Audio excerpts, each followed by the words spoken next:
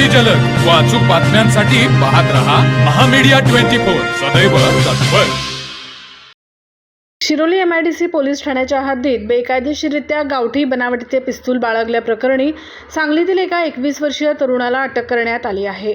त्याच्याकडून लोखंडी पिस्तूल आणि मॅगझीन असा ऐवज जप्त करण्यात आला आहे। ही कारवाई मंगळवारी रात्री 11 वाजण्याच्या सुमारास करण्यात आली। अटक करण्यात आलेल्या तरुणाचे नाव राजवर्धन आनंदराव पाटील, वय वर्ष 21, राहणार आंबा चौक, कुपवाड रोड, सांगली असे आहे।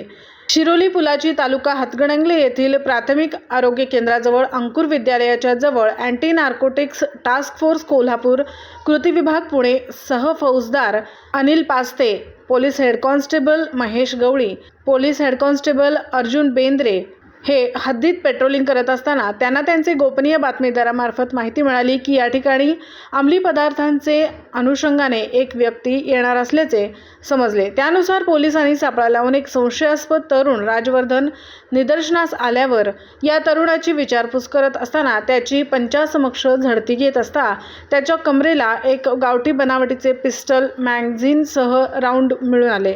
यावेळी राजवर्धन याच्याकडे शस्त्र परवाना बाबत विचारपूस केली असता त्याने आपल्याकडे कोणताही शस्त्र परवाना नसल्याचे सांगितले।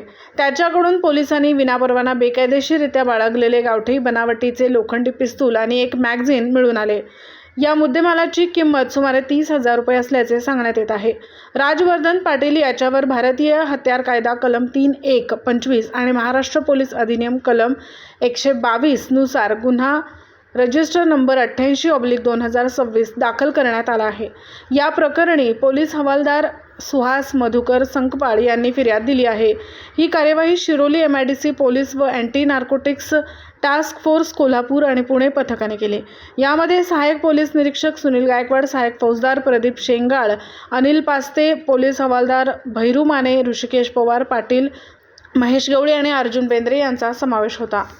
तर मग चला सबस्क्राईब करायला विसरू नका महामीडिया 24 न्यूज चॅनलला। महामीडिया 24 सदैव तत्पर।